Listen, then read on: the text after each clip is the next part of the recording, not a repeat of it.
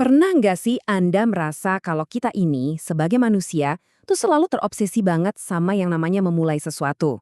Kita selalu merayakan kelahiran, pembukaan bisnis baru, atau penciptaan hal-hal hebat. Tapi di Explainer kali ini, kita bahkan membedah sebuah hukum alam yang sangat mendalam dari sudut pandang yang beda banget. Bukan tentang gimana kita memulai, tapi justru tentang gimana kita mengakhiri. Ternyata, di dalam sel tubuh kita sendiri, ada sebuah cetak biru kebijaksanaan luar biasa tentang seni mengakhiri segala sesuatu dengan penuh strategi dan sangat elegan. Kita menyebutnya apoptosis. Nah, coba deh renungkan paradoks kehidupan yang satu ini. Kenapa sih alam semesta tuh mengharuskan sebagian dari diri kita hancur supaya kita bisa terbentuk dengan sempurna? Kita kan dari kecil selalu diajarin buat mengumpulkan, mempertahankan, dan terus menumbuhkan segalanya tanpa henti, ya kan? Tapi, hakikat kehidupan sejatinya menyimpan rahasia besar.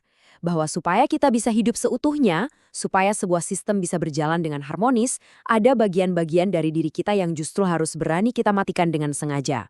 Peta perjalanan pemikiran kita kali ini bakal ngebahas 6 hal utama nih. Mulai dari paradoks kematian demi kehidupan, lalu kita masuk ke apoptosis alias seni pengakhiran elegan, lanjut ke gimana cara mencegah kanker organisasi dini, kematian ego demi keutuhan sistem, menciptakan ruang kosong untuk pertumbuhan, dan ditutup dengan refleksi, menutup buku kehidupan. Oke, kita langsung masuk aja ke pilar filosofis pertama kita. Paradoks kematian demi kehidupan. Coba bayangkan angka ini di kepala Anda, 30 triliun. Luar biasa banyak kan? Itu kira-kira jumlah sel yang menyusun tubuh Anda saat ini. Tubuh kita itu ibarat sebuah alam semesta makrokosmos yang isinya puluhan triliun sel yang bekerja bareng tanpa suara. Tapi, tahu nggak apa yang sering luput dari perhatian kita? Alam itu sama sekali nggak menakdirkan semua sel ini untuk hidup selamanya. Nggak sama sekali. Kelangsungan hidup tubuh kita yang sangat kompleks ini justru bergantung penuh pada kerelaan sel-sel individual itu untuk mengakhiri siklus hidup mereka. Jadi pada intinya, kehidupan kita tuh ditopang sepenuhnya sama pengorbanan-pengorbanan kecil yang nggak kelihatan oleh mata.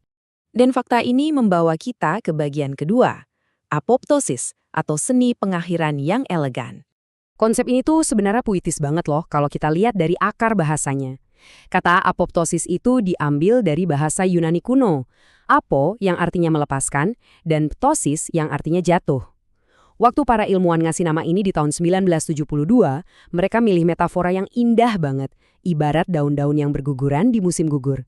Jadi ini sama sekali bukan kematian yang penuh tragedi atau ratapan kesedihan ya. Ini murni siklus alami yang terprogram demi menjaga harmoni seluruh pohon. Semata-mata supaya musim semi yang baru bisa mekar dengan cantiknya. Biar lebih gampang dipahami, coba kita bandingkan dua cara bagaimana sesuatu itu berakhir di level sel. Di satu sisi, kita punya nekrosis. Ini tuh kematian sel karena cedera, racun, atau trauma. Nekrosis itu ibarat akhir yang penuh drama. Dia merusak, memicu peradangan arah, dan bikin kekacauan masif di lingkungan sekitarnya. Nah, beda banget sama apoptosis. Apoptosis ini adalah semacam bunuh diri sel yang sangat elegan, sunyi, dan terencana dengan matang. Dia memilih mundur tanpa merusak tatanan yang udah ada. Benar-benar akhir tanpa suara, yang justru memelihara kehidupan di sekelilingnya.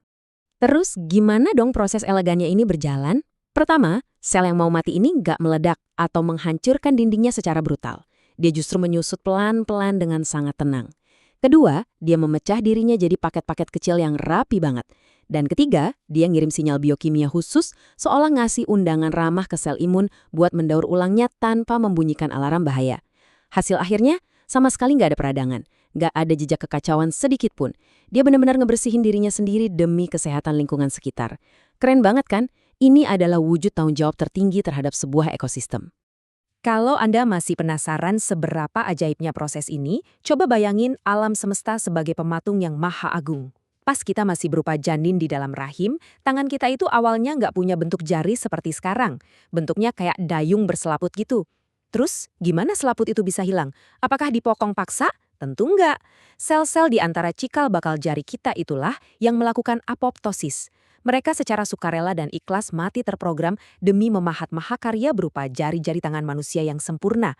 Coba dia bayangin kalau sel-sel itu memberontak dan ngotot pengen hidup terus. Kita bakal lahir dengan tangan berselaput yang nggak akan pernah bisa menggenggam dunia dengan utuh. Nah, sekarang di bagian ketiga, mari kita geser cara pandang kita dari anatomi biologis ke anatomi organisasi dan tatanan sosial, mencegah kanker organisasi dini. Setiap hari, tubuh kita selalu aja memproduksi sel-sel dengan DNA rusak. Kalau dibiarin, ini bisa berubah jadi kanker. Kehidupan karir dan organisasi kita tuh persis kayak gitu. Coba perhatiin, budaya kerja yang toksik, kebiasaan suka menunda-nunda, atau prosedur lama yang kerjaannya cuma bakar-bakar anggaran tanpa ngasih hasil yang jelas. Itu semua adalah DNA rusak di dalam sistem kita. Kalau kita cuek dan ngebiarin hal-hal destruktif ini terus eksis, percayalah, mereka bakal berkembang biak liar, ngeracunin seluruh tim, dan pada akhirnya bakal ngeruntuhin apa yang udah susah payah kita bangun selama ini. Makanya, mematikan kebiasaan buruk sejak dini itu sejatinya adalah langkah krusial penyelamatan nyawa organisasi. Meminta elemen-elemen beracun ini buat melakukan apoptosis alias mundur teratur, itu bukan sebuah tindakan kejam kok. Justru itu adalah kewajiban mutlak seorang pemimpin yang bijaksana. Ibarat sistem imun tubuh yang cerdas, pemimpin tuh harus bisa mendeteksi kerusakan ini dari awal dan ngakhirin semuanya sebelum dia telanjur bermutasi jadi kanker institusional yang mustahil buat diobatin. Lanjut ke bagian keempat, kematian ego demi keutuhan sistem. Masih ingat sama cerita sang pematung alam dan sel-sel tangan tadi kan?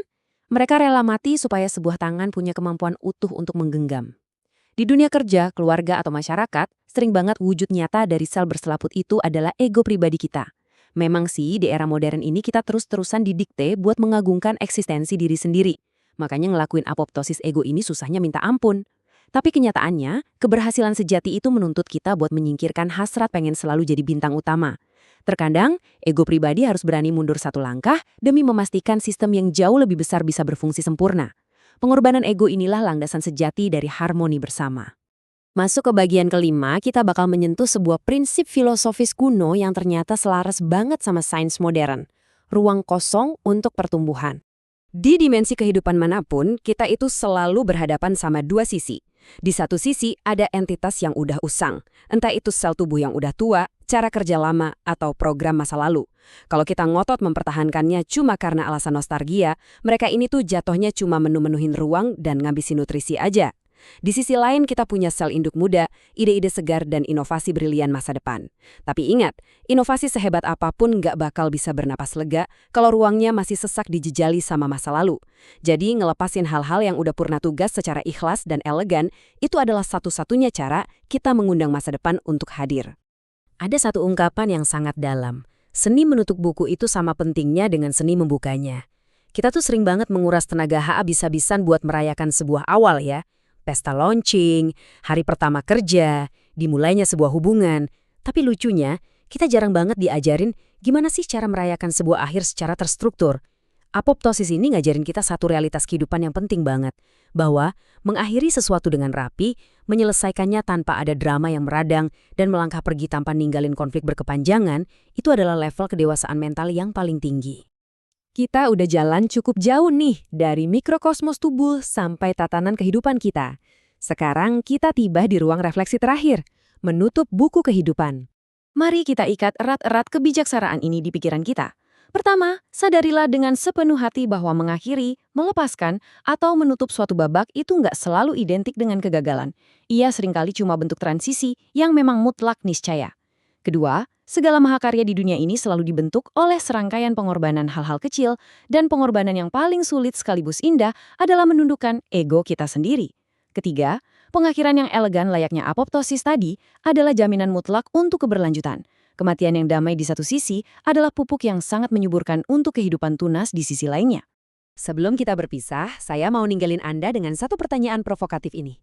Coba deh Anda renungkan sejenak.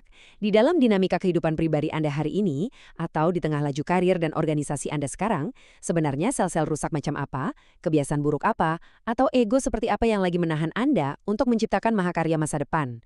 Mampukah kita meneladani kecerdasan bawaan dari sel tubuh kita sendiri, berani dan ikhlas mengizinkan hal yang telah usang untuk pergi, agar hal yang baru dan jauh lebih agung bisa segera terwujud? Jika Anda senang dengan video pembelajaran kehidupan seperti ini, mari bersama-sama merawat kebijaksanaan. Subscribe channel ini, Ruang Dosen.